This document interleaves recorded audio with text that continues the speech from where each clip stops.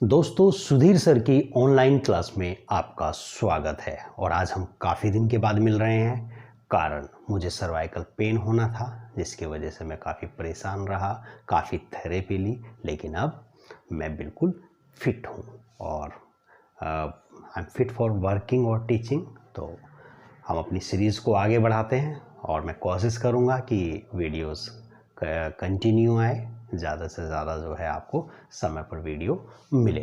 तो हम सिंथेसिस कर रहे थे और सिंथेसिस में हम सिंपल सेंटेंसेस कर चुके हैं और अब हम कॉम्प्लेक्स सेंटेंस कर रहे थे और कॉम्प्लेक्स सेंटेंस में हम नाउन क्लोज कर चुके हैं। नाउन क्लोज का प्रयोग करके वाक्य को कॉम्प्लेक्स बनाना, और एडजेक्टिव क्लोज पर भी हमने एक वीडियो बनाई थी। ये एडजेक्टिव क्लोज पर हमारी दूसरी वीडियो है।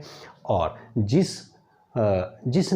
जिन दोस्तों ने भी हमारी वो पहली वीडियो नहीं देखी एडजेक्टिव क्लोज की, तो प्लीज़ पहले वो आपको वीडियो ज़रूर देख लें, क्योंकि उस वीडियो में हमने बताया था कि एडजेक्टिव क्लोज में हम किन कंजक्शंस का प्रयोग करते हैं और उन कंजक्शंस के एंटीसीडेंट क्या होते हैं, क्योंकि उस वीडियो में हमने कंजक्शंस और उनके एंटीसीडेंट समझा दिए थे। आज भी मैंने यहाँ पर कंजक्शंस लिखे हैं जिनका प्रयोग हम एडजेक्टिव क्लोज में करेंगे। और इस वीडियो में मैं आपको बताऊंगा कि किस प्रकार से हम दो सिंपल सेंटेंसेस को मिलाकर एक कॉम्प्लेक्स सेंटेंस बना देते हैं एडजेक्टिव क्लोज का प्रयोग करके। तो आप देख सकते हैं, मैंने यहाँ पर एक सेंटेंस लिखा है, Kabir was a famous Hindi poet. Kabir एक फेमस हिंदी पोएट थे। ही रोट स्पिरिचुअल पोएट्री, उन्होंने स्पिरिचुअल आध्यात्मिक पोएट्री लिखी।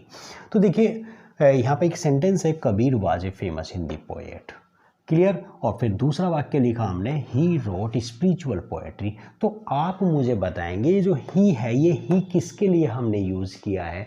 ही यूज़ किया है हमने कबीर के लिए, क्लियर। ये ही प्रोनाउन है, ये जिसकी बात करता है, यानी कि प्रोनाउन जिस नाउन की बात करेगा वो नाउन आपका हो जाएगा एंटीसीडेंट। वो नाउन क्या हो जाएगा आपका? एंटीसीडेंट हो जाएगा। और एंटीसीडेंट वाला वाक्य आपका प्रिंसिपल क्लोज का वाक्य होता है, और एंटीसीडेंट वाली क्लोज ही आपकी पहले आती है। Is it clear? हाँ। अब देखेंगे कि आपका कबीर या ए फेमस हिंदी पोएट, ये कोई लिविंग बीइंग है। ये क्या है? Living being. और मैंने बताया था, यदि आपका कोई लिविंग बीइंग है तो हम हु, होम और हुज इनमें से किसी एक कंजक्शन का प्रयोग करेंगे। अब कैसे पता चलेगा कि हम ये हु का प्रयोग करें, होम का प्रयोग करें या हुज का प्रयोग करें? तो दोस्तों, आप प्रोनाउन को देख लेंगे। प्रोनाउन यहाँ पर ही है, और ही प्रोनाउन काहे का काम कर रहा है? सब्जेक्ट का काम कर रहा है। तो हम इन कंजक्शंस में से, हु, होम, हुज में से जो सब्जेक्ट का काम कर रहा है, सब्जेक्ट का काम कौन कर रहा है? आपका हु कर रहा है, तो हम हु का प्रयोग करेंगे। हु आपका सब्जेक्ट होता है, हुम आपका ऑब्जेक्ट होता है, क्लियर। तो हम इसको बनाते हैं। देखिए क्या बनेगा, कबीर,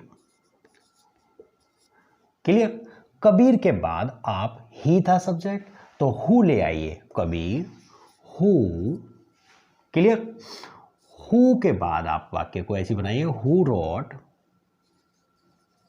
यानी कि ही की जगह आपका हु आ गया। यदि इधर हिम होता, इधर जाके हिम होता कहीं, तो हम हुम ले आते। और अगर इधर his poetry, his car, his class, यानी कि हिज प्लस नाउन होता, तो इधर हम whose plus noun, whose poetry, whose car, whose class, whose, आप समझ गए होंगे। तो क्या करेंगे, Kabir who wrote spiritual poetry,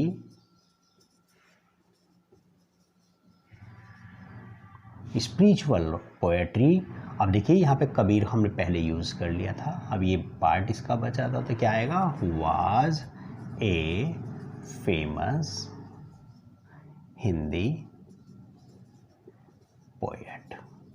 तो ये आपका एडजेक्टिव क्लोज बन गया। अब इस एडजेक्टिव क्लोज को आप डिफाइन कर लेते हैं। एडजेक्टिव क्लोज कहाँ से कहाँ तक है, तो मैं आपको बताऊं, ये जो ये है, हु रोट स्पिरिचुअल पोएट्री, ये आपका एडजेक्टिव क्लोज है। और आपका ये प्रिंसिपल क्लोज है, Kabir was a famous Hindi poet. मैं इसको बता देता हूँ, अभी आपको एक्सप्लेन कर दूंगा कि जो आपकी प्रिंसिपल क्लोज होती है वो आपके दो पार्ट में डिवाइड हो सकती है। कहने का मतलब क्या है कि आप यहाँ पे देखिए, मैं आपको एक स्ट्रक्चर बता रहा हूँ, जैसे कि आपका subject plus verb plus object. इस स्ट्रक्चर को आप गौर से देखेंगे। देखिए सब्जेक्ट कौन हो सकता है आपका, सब्जेक्ट हो सकता है आपका कोई नाउन या प्रोनाउन हो सकता है, ठीक है ना। ऑब्जेक्ट कौन हो सकता है आपका, वो भी कोई नाउन या प्रोनाउन हो सकता है, नाउन या प्रोनाउन हो सकता है।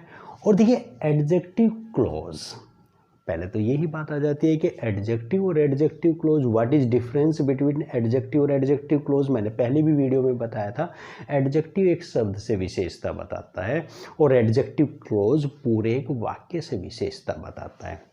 और किसकी विशेषता बताते हैं, हम नाउन या प्रोनाउन की विशेषता बताते हैं। अब देखिए ये आपकी जो मैंने स्ट्रक्चर लिखी है सब्जेक्ट वर्ब और ऑब्जेक्ट की, ये प्रिंसिपल क्लोज की स्ट्रक्चर है, ये मान के चलो।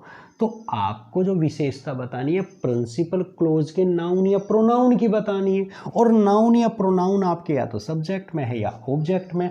तो जाहिर सी बात है कि जो आपकी एडजेक्टिव क्लोज आएगी वो या तो प्रिंसिपल क्लोज का जो सब्जेक्ट वाला नाउन या प्रोनाउन है, या तो एडजेक्टिव क्लोज आपकी यहाँ पर आएगी, ठीक है ना, एडजेक्टिव क्लोज। और जब एडजेक्टिव क्लोज आपकी प्रिंसिपल क्लोज के सब्जेक्ट के बाद आएगी तो सबसे पहले क्या आएगा, सब्जेक्ट, फिर एडजेक्टिव क्लोज, और फिर वो प्रिंसिपल क्लोज का बचा हुआ पार्ट यानी कि वर्ब प्लस ऑब्जेक्ट। जैसा कि यहाँ पर हुआ, ये कबीर वाला वाक्य, Kabir was a famous Hindi poet, ये क्या था आपका प्रिंसिपल क्लोज थी, जैसा कि मैंने बताया था।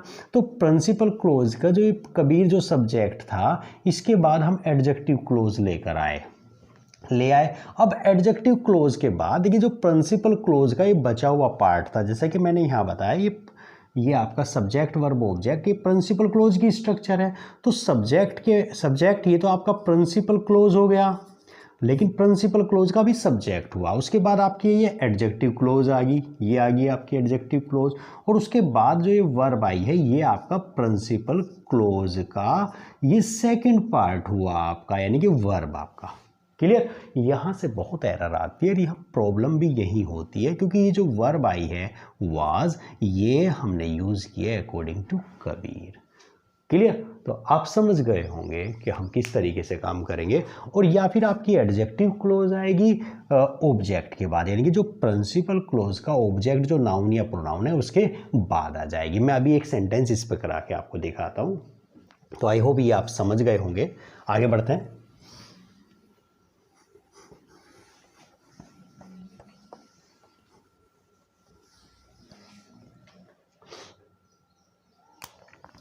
I have a watch.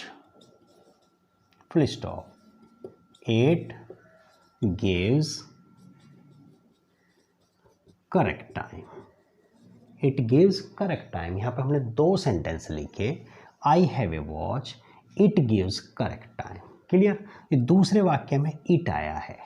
ये इट किसके लिए यूज़ हुआ है, देखिए इट यूज़ हुआ है ये आपके वॉच के लिए, तो वॉच की बात बता रहा है। क्लियर, जब वॉच की बात बताई है तो वॉच जिसके बारे में हम बात करते हैं वो आपका एंटीसीडेंट हुआ, यानी कि ये वाला वाक्य आई हैव ए वॉच ये आपका एंटीसीडेंट वाला वाक्य हो गया। अब आपको एंटीसीडेंट पता चल गया कि ए वॉच आपका एंटीसीडेंट है। जब आपको एंटीसीडेंट पता चल गया, एंटीसीडेंट कौन है, नॉन लिविंग थिंग है।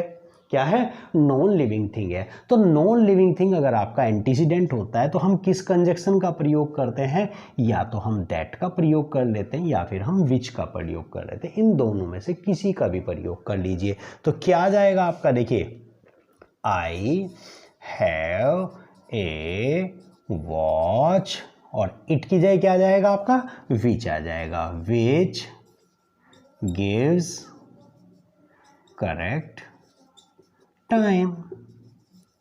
आई होप आप समझ गए होंगे, क्योंकि नॉन लिविंग था आपका वॉच, और नॉन लिविंग के लिए हमने विच का प्रयोग करें, आप दैट का भी प्रयोग कर सकते थे। नेक्स्ट आगे बढ़ते हैं। देखिए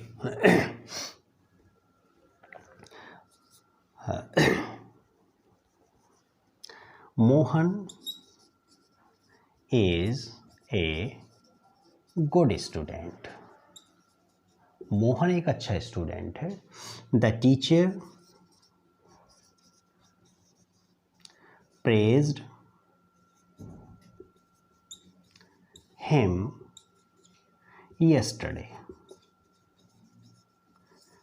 अब देखिए, एक हमने वाक्य लिखा, एक सिंपल सेंटेंस तो है, Mohan is a good student, Mohan एक अच्छा स्टूडेंट है। The teacher praised him yesterday, teacher ने कल उसकी प्रशंसा की थी। अब गौर से देखिए, यहाँ पर ये हिम आया है, क्या आया है, हिम। ये हिम किसकी बात कर रहा है, देखिए, एक गुड स्टूडेंट, ये मोहन के लिए आया, तो एक गुड स्टूडेंट के लिए भी हो सकता है, और हिम आया है आपका जो है मोहन के लिए, तो ये मोहन की भी विशेषता बता सकता है। अब गौर से देखेंगे आप, ये हिम प्रोनाउन जो है ये क्या है, आपका ऑब्जेक्ट है, ऑब्जेक्ट है। और जब कोई लिविंग बीइंग इधर प्रोनाउन आपका ऑब्जेक्ट में आया हो तो हम किससे जोड़ सकते हैं उसे, होम से जोड़ सकते हैं, होम से। लेकिन होम के साथ एक विशेषता है कि होम के बाद आप सब्जेक्ट का प्रयोग करते हैं। होम के बाद क्या करेंगे, आप सब्जेक्ट का प्रयोग करेंगे, तो आप बना सकते हैं Mohan, Mohan home the teacher praised, Mohan whom the teacher praised yesterday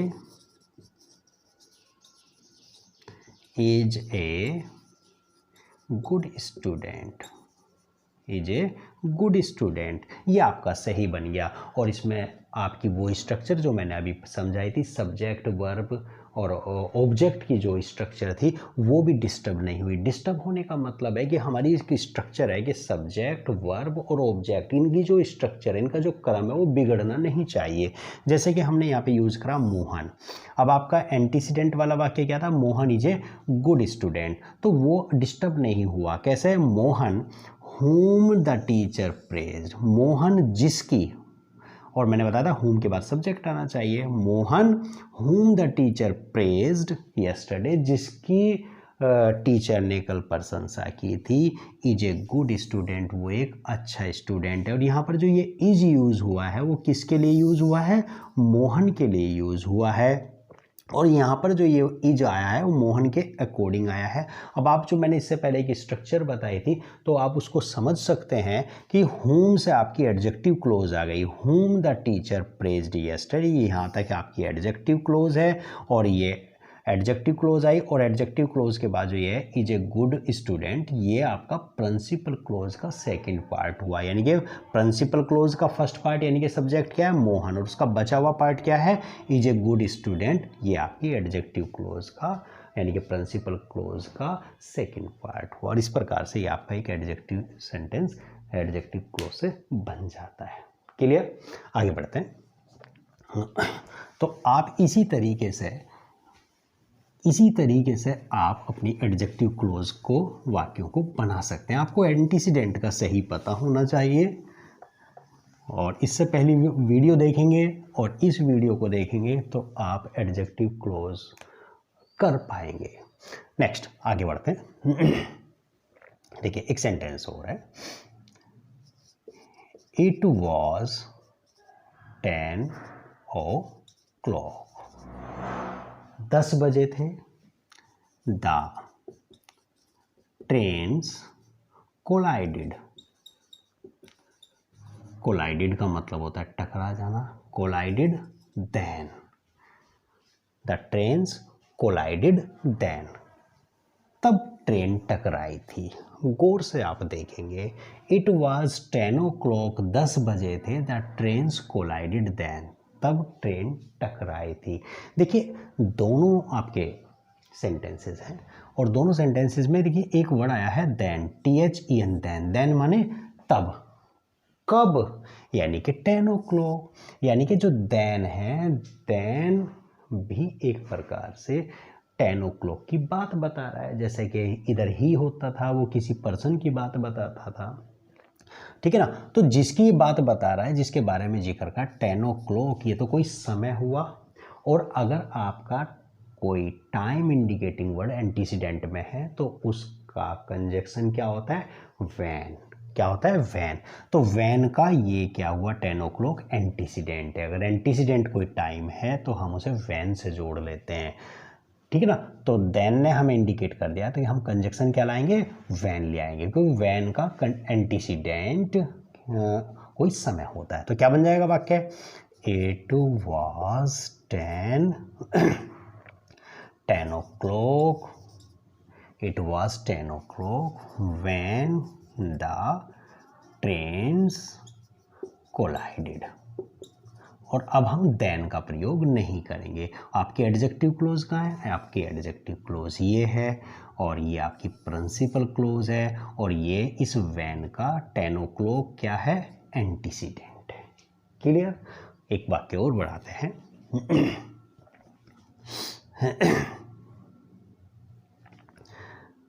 This is the school.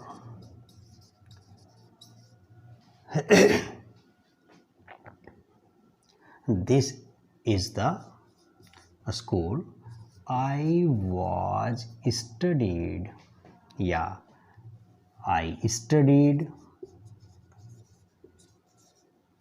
here। बहुत गौर से देखेंगे दोस्तों, दिस इज द स्कूल, यही वो स्कूल है। आई स्टडीड हेयर, मैं यहाँ पढ़ा करता था। देखिए यहाँ पे एक ही वर्ड आया है हेयर, हेयर माने यहाँ। जब भी हेयर आए, देयर आए या समवेयर आए तो ये किसी प्लेस की बात करते हैं। तो हेयर ने किसकी बात बताई है, हेयर ने बात बताई है द स्कूल की, और जिसकी बात बता रहे हैं वो हुआ हमारा एंटीसीडेंट। तो हमारी जो एडजेक्टिव क्लोज है इसी एंटीसीडेंट के बाद आएगी, और एंटीसीडेंट है आपका कोई प्लेस। अगर एंटीसीडेंट आपका कोई प्लेस हो तो हम किससे जोड़ते हैं वाक्य को, वेयर से जोड़ते हैं। तो क्या बन जाएगा, दिस इज द स्कूल, यही वो स्कूल है, वेयर आई स्टडीड, जहाँ मैं पढ़ा करता था। और अब हम हेयर को नहीं लाएंगे। नेक्स्ट आगे देखते हैं।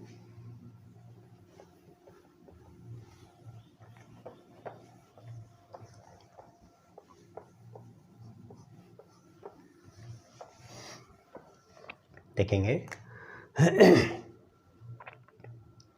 He is very sad,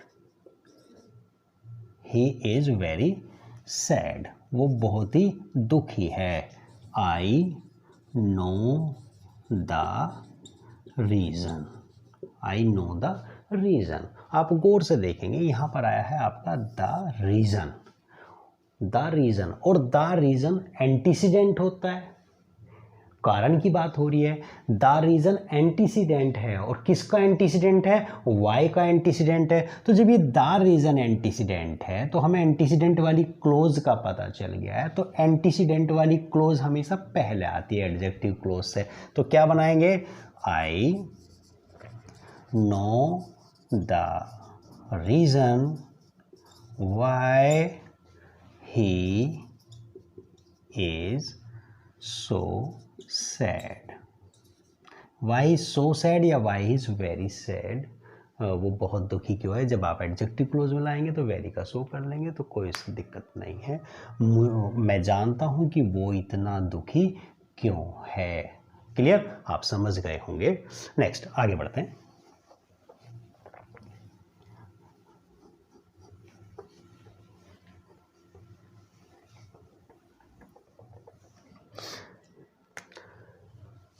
I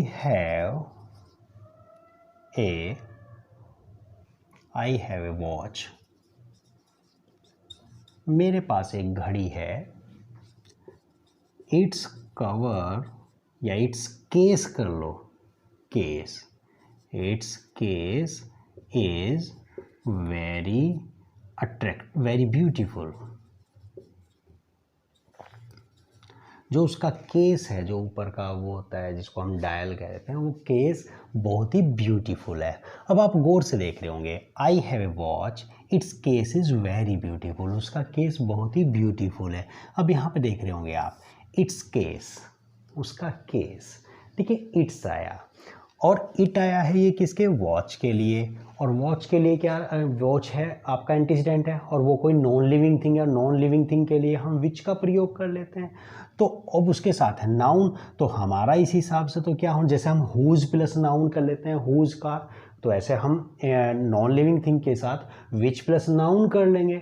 लेकिन नॉन लिविंग थिंग के साथ विच प्लस नाउन हम नहीं करेंगे। अगर हम इस सेंटेंस को ऐसा बना दें, I have a watch which case is very beautiful, ये आपका गलत हो जाएगा, क्योंकि विच प्लस नाउन का प्रयोग हम नहीं करते, बल्कि हम क्या करेंगे, ये आपका विच केस क्या हो जाएगा, ये गलत हो जाएगा। आप क्या करेंगे, जो उसका नाउन है, जो उसका ये आपका नाउन है इसमें केस में, तो आप क्या करेंगे, द केस ऑफ विच, यानी कि जो इस तरह का सेंटेंस हो तो उसके नाउन से पहले दा लगाओ और उस नाउन के बाद ऑफ लगा के विच लगाओ, तो आपका वाक्य सही हो जाएगा। ये आपका सही है। तो फिर क्या बन जाएगा आपका वाक्य, I have a watch, I have a watch the case of which is very beautiful. तो आप नॉन लिविंग की थिंग के साथ जब विच प्लस नाउन का प्रयोग करते हैं तो वो गलत हो जाता है, तो आप उसको इस तरीके से सही करेंगे। क्लियर। और यदि आपका कोई लिविंग बीइंग है तो वहाँ पर हुज प्लस नाउन करते हैं, वहाँ पर कोई गलती वाक्य नहीं होता है। जैसे कि आई नो द लेडी, मैं उस लेडी को जानता हूँ, whose car has been stolen, मैं उस लेडी को जानता हूँ जिसकी कार चोरी हो गई है।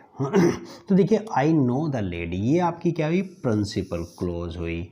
और ये क्या है, whose car has been stolen, जिसकी कार। तो देखिए जैसे हम नो मतलब लिविंग बीइंग के साथ तो हुज प्लस नाउन का प्रयोग कर लेते हैं, लेकिन नॉन लिविंग के साथ हम विच प्लस जो विच प्लस नाउन है उसका प्रयोग नहीं करते, उसको हम इस तरह से लाते हैं, द केस ऑफ विच। तो आई होप आप ये समझ गए होंगे और आप इनको जो आपकी ग्रामर की बहुत अच्छी किताब है SP Bakshi, objective general English by SP Bakshi, आप उससे इनकी प्रैक्टिस कर सकते हैं। और उसमें भी जो आपका लास्ट में सिंथेसिस वाला चैप्टर है, तो वहाँ से जाके आप नाउन क्लोज, एडजेक्टिव क्लोज और आपका जो ये एडजेक्टिव क्लोज है, ये स्टार्टिंग में एसपी बख्शी की जो पहली स्टार्टिंग है जहाँ से क्लोज दी गई है, वहाँ से भी आप एंटीसीडेंट का प्रयोग कर सकते हैं, और जो एरर्स हैं वहाँ से भी आप देख सकते हैं। इससे आगे एक वीडियो मैं एडजेक्टिव क्लोज पर और बनाऊंगा, जिसमें कि मैं एडजेक्टिव क्लोज की एरर्स कैसे फाइंड आउट करते हैं और किस प्रकार से एक कॉम्प्लेक्स सेंटेंस को किस प्रकार से एक सिंपल सेंटेंस में चेंज कर देते हैं। तो मिलते हैं अगली वीडियो में, और thanks for watching. Thank you.